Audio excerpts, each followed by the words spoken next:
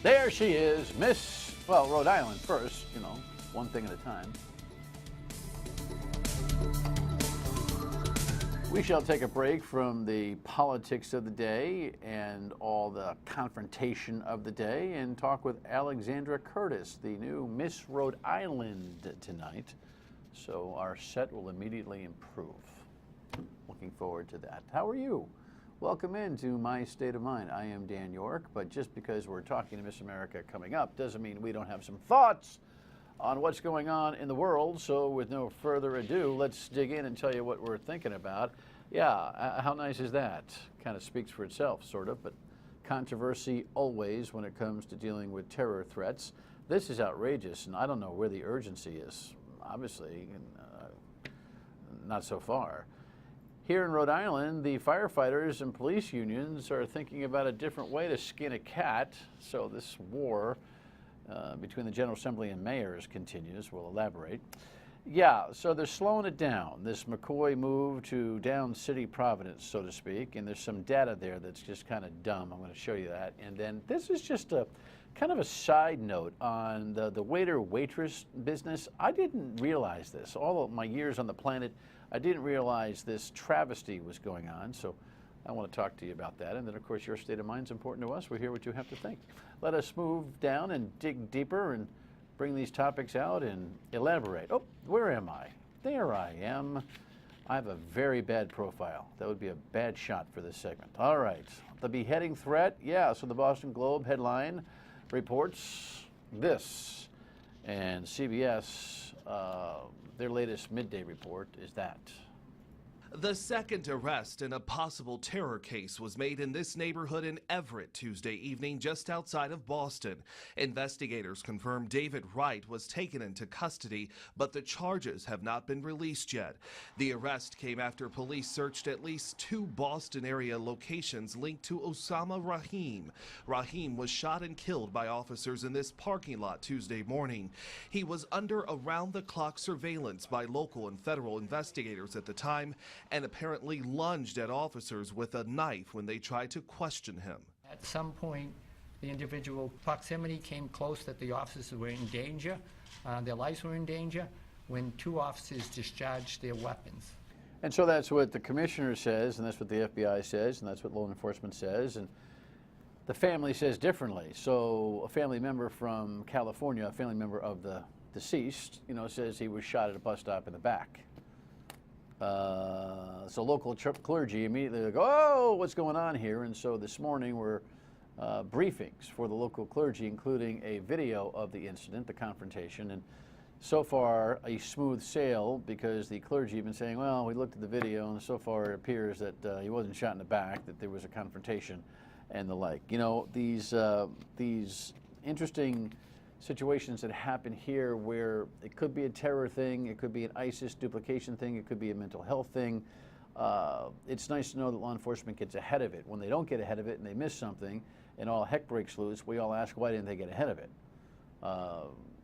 The Everett arrest is interesting, but the other part of the story is that the FBI was hanging around a Warwick home for the better part of the last 24 hours. They left early afternoon.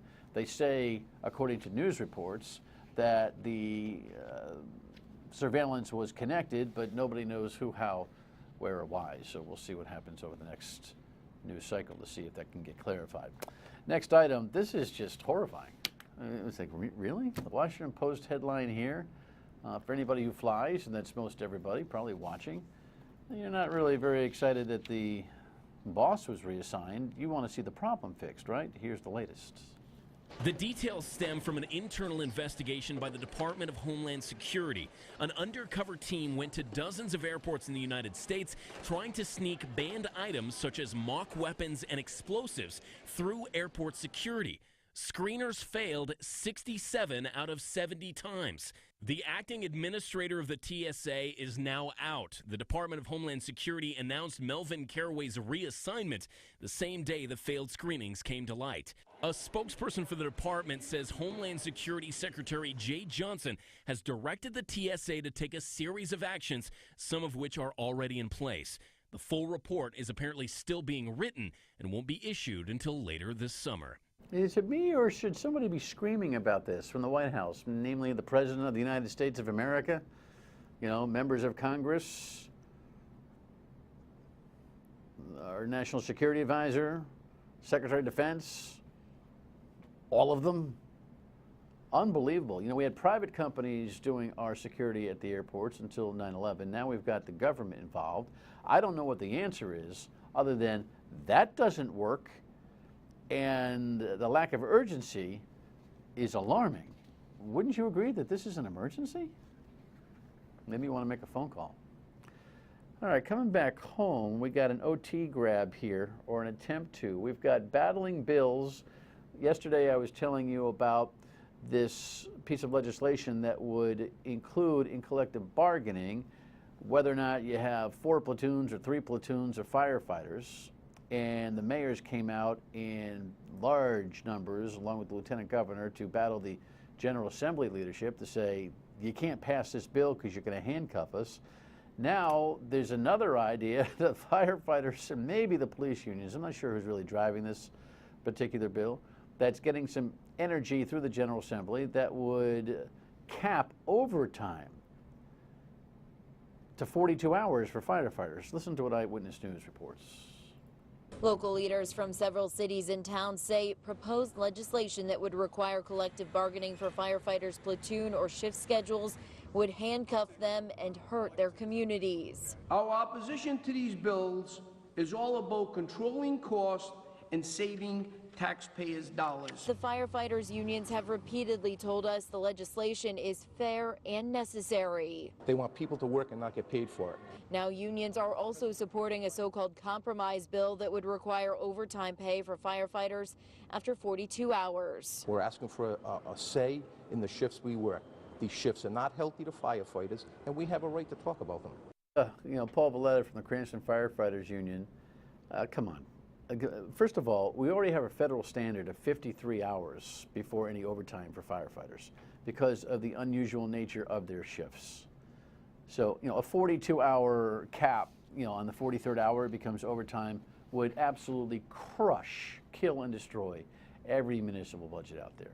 This is some turf battle we have going on the expense for firefighting between Ken Block's Watchdog RI report, between this bill that is this bill on collective bargaining for platoon decisions and management rights, this bill on overtime. It's a whole big mix. Tomorrow night, Paul Dowdy, the president of the Providence Firefighters Union, will be in to discuss this with me. And then on did I say Thursday? Today's Wednesday, right? Tomorrow, Mr. Dowdy will be in, and then on Friday, the lieutenant governor and another mayor, I believe Charlie Lombardi from North Providence, will come in here to talk about their opposition to these bills at the General Assembly. Quite, again, the turf battle going on between what I call the mezzanine, very important mezzanine level of government, the mayors versus the General Assembly. It's a little bit of a slowdown, McCoy into downtown, at least for now. The dueling headlines in the Providence Journal today. We'll take a look at the one on the left first. Larry Lucchino, the president of the Red Sox and now Paw Sox, proposal will take more time. He suggests, Larry does, that he's not going to get any deal done in this session of the General Assembly. Perhaps there will be a special session this summer. He got some support, though, because he's been working hard these last couple of weeks trying to generate some traction. The guy who runs minor league baseball is talking about how McCoy is almost obsolete. There is a shelf life for physical plants and for assets. It's not that McCoy is all that bad, but McCoy is limited in its ability to deal with the future. Now, there's a lot of momentum against the Paw Sox, and they've done a good job of creating that anti-momentum, but this headline, can we go back to the double headlines? Steve, thank you. 98% say no to stadium. That's just a stupid headline. It's a stupid headline. Oh, the governor's got 553 emails, and 540 opposed, and look at all that opposition prorated to all those people who run the General Assembly and the mayor. You know why? Because people complain. That's who checks in, the people who complain. If you're going to give me a couple of issues and offer me context about the kind of feedback, yes or no, that they get in general, then that would be interesting. But the Associated Press put that story out, and the Journal put the headline up, and it's just stupid. It's out of context, means nothing, it's not scientific, and it's kind of piling on the Paw Sox, don't you think? All right. And the last item that I wanted to kind of discuss here is this cheap tippers concept. The wage wars are going on. Headlines in the papers today. You got the minimum wage. Of course, it's only a 1-year decision again, meaning there's no 2-3 year rollout, because that's all we do is piecemeal and short-term decide things in Rhode Island. I'm sure the governor will sign that bill. But then the headline underneath is the thing that kind of really strikes me, this tipping point. The waiters and waitresses haven't had a minimum wage increase for a long time. What do they pay? Like, a couple of bucks and change an hour, because they work primarily on tips. And I've always been with the restaurant owners on this, because I think that waiters and waitresses benefit by earning tips, and that's where the real gravy train ought to be. And we probably ought to get some waiters and waitresses. If you are one and you want to come in and talk to me about this, I'm all ears. But there was one thing in this story today that drove me crazy. This woman who works at a local restaurant, I'm not going to name it, talked about the $2.89 before tips. I love my job. I get paid to be nice to people, but some of her customers don't leave a tip. And I understand, life stinks sometimes. But this is what really caught me. When they don't even leave enough to pay the bill, she has to make up the difference. So if I chew and, it used to be the phrase, if I dine and dash, the PG version or the G version, if I dine and dash, the waiter or waitress has to pay the restaurant for that? Now, I when I mentioned it on the radio today, my emails came pouring in. Of course, that's what happens. That's insane. So maybe it's been going on for decades, but that's wrong. Waiters and waitresses shouldn't have to foot the bill because someone dined and dashed or didn't pay it. Where's the risk to the business owner? That's the responsibility. We should talk more about this. Maybe on your state of mind, you can feed back what you think about it. Speaking of, you just get in touch with us by calling us at 228-1886, email, Facebook post. You know how that whole thing goes. Here's a voicemail. The governor talks about these taxes for the trucks, but she wants Rhode Island to be business friendly. How can it be business friendly if you want to charge all these guys that run all these trailer dumps and these gasoline tankers that haul for a living? How is that being business friendly? Well, there's a lot of controversy as to whether the governor actually is being business friendly with his tolling idea. It is the most discombobulated rollout I've ever seen. Interestingly enough, all the squeaky wheel opposition to the 6 and 7 classification trucks because of commerce and business, moving them out of the plan happened yesterday because of everybody complaining about the business friendliness or lack thereof. The ironic thing is that they're the heaviest trucks. And if the philosophy from the DOT director articulated, and it is, that the trucks that are heaviest do the most damage need to be tolled, they swung and missed again. You follow? Crazy. All right, when we come back, Miss Rhode Island. We shall congratulate her and learn all about her. Stay with us.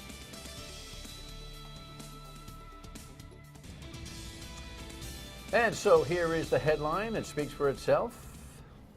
Oh my goodness. Always the action shots, always the wave. The wave is practiced, right? Do you have to practice your wave? Oh yes, I've been working on it for quite some time now. There's a good way and a bad way to wave, right? Yes.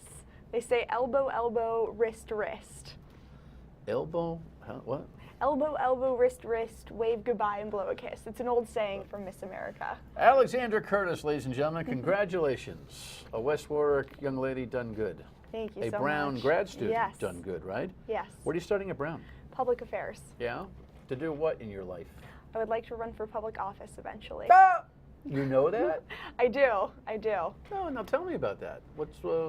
Now, disclose who your daddy is. Well, my dad is Mark Curtis, so he used to be a political reporter on ABC6. Yes, he's taking a little break right now. Yes. I'm quite certain he will resurface. I admire his work and think he's a cool guy, so there you go. I think so too.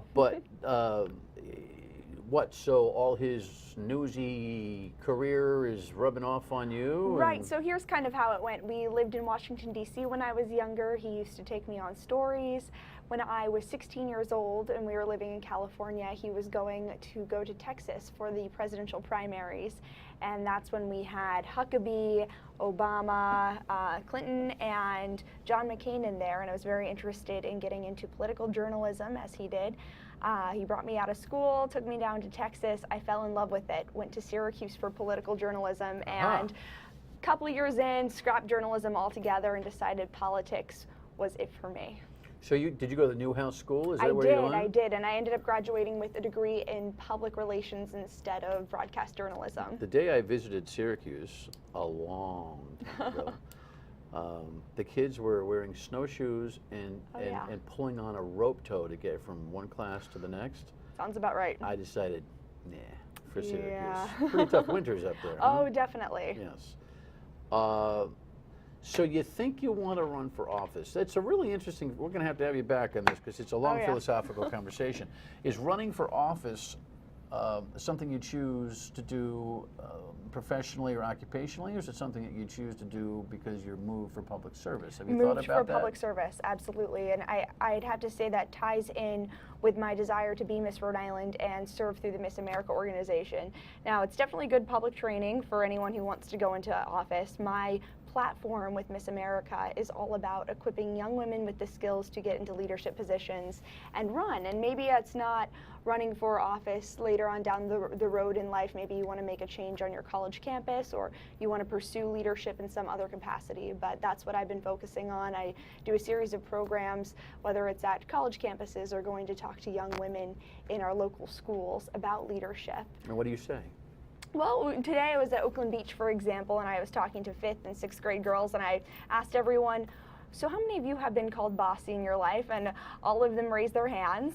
And I said, well, a lot of people will tell you that being bossy is a bad thing, but it's something you can harness and use to your advantage, and don't let anyone tell you otherwise. Yeah, so where'd you get all this life experience and savvy and, you know, giving 5th graders advice when you're just 23 years old, for God's sake? Well, I've had some good experience in leadership myself. I was student body vice president and student body president at Syracuse University. You were? Yes. How did that election go? It was rough. I ran against 3 other young men, and they definitely all were tough competitors, but it just sharpens me for things like pageantry as well. What was your platform?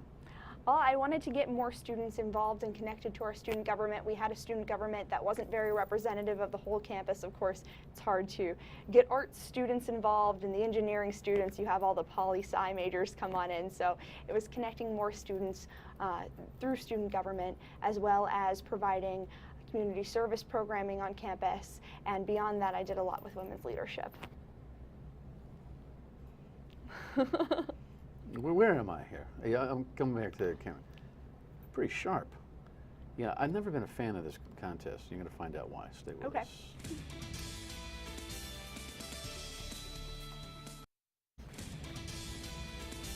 The president of the student body, Alexandra Curtis from Syracuse, now Miss Rhode Island, very impressed.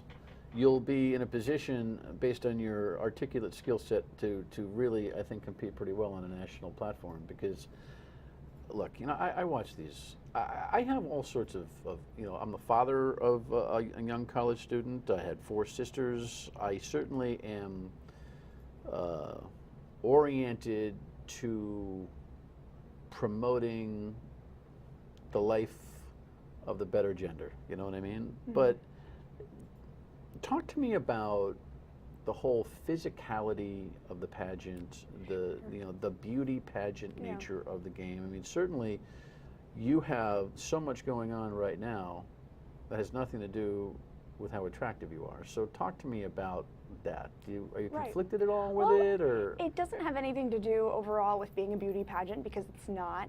Of course, one of the 4 points, we have 4 points of the Miss America crowd. No ugly chicks make Miss Rhode Island or Miss America. Right. Well, one of the, I wouldn't say anyone. It's a terrible thing to say, but you know what I mean. You know, everyone presents themselves well, and that's one of the components of Miss America. It's not a beauty competition, but one of the points on the crown is style, and I think that really has to do with your presentation of yourself and how you put yourself out there to the world. Of course, there's the nonverbal messages you send by the way you dress and the way you groom yourself, and that's part of making a lasting and important first impression, but that's only a very small part of it. We all are in school, very dedicated to our studies. I actually won a full ride to Salve Regina to get an MBA after I'm done with Brown, and I won money for Brown, so they're very supportive of the work that we do and the work that we want to do. How did you get the free ride to Salve?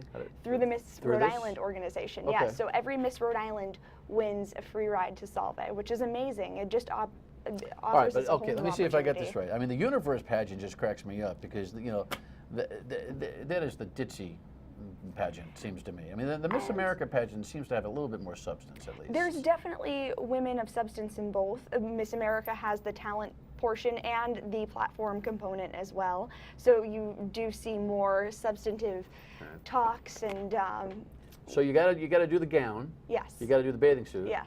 You gotta do the talent. Yes. And then you gotta say some really smart things. Absolutely. The 2-week process right before the actual televised pageant will be more intense, this kind of thing, dialogue with Absolutely. judges and that kind of thing.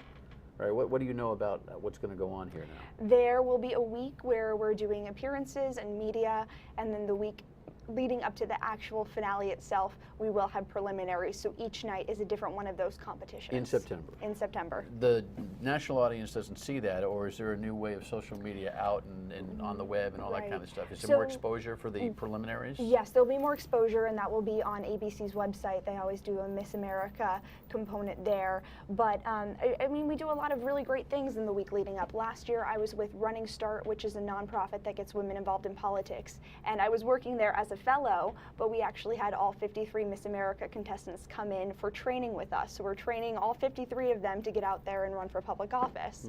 It's really great to see how we're supporting the leaders that are the Miss America state title holders. What's your talent? Musical theater. Meaning? I do Poor Unfortunate Souls from The Little Mermaid. You do what? I have an interesting talent of doing Disney villains. Show me. Oh gosh. Poor unfortunate souls. A little bit of the song. Oh my God, you just freaked me out. I had to tone it down. I don't want to be too No, scary. but your eyes, just, I mean, I'm going to have nightmares now. Oh gosh. So you play act Yes. a little bit. Do you sing? Not so But much. not for this No, competition. everyone would be a poor unfortunate soul if I was actually singing. All So right. it's definitely more acting. So that will be a unique talent presentation amongst the 49 other competitors. It certainly will. Well, I'm impressed. What office do you want to run for when you get done with all this? Governor. Like right off the bat? No, I'll wait some time for that. No, we'll see. No, really. Have you thought about what your process, your political process would be? I've thought a variety of different paths. Eventually, maybe, who knows, could be governor. But I think when I am done with being Miss Rhode Island, maybe Miss America even, I'll reassess what office needs me the most and where my skill sets and my talents are best suited. Would you rather be home or in Washington? I'd like to start here, but I could definitely see myself going between Rhode Island and Washington. I just know that no matter what I do for the rest of my life, I'd like to be serving the state of Rhode Island. All right. Well, you're obviously an asset. Congratulations. Thank you so much. And we'll talk because it's September, right? So Yes. I got all summer to get ready. All right, come on the radio, come on back here. You're a pleasure. Sounds great. Nice to Thank you have so much. One more thing when we come back. Scared the hell out of me.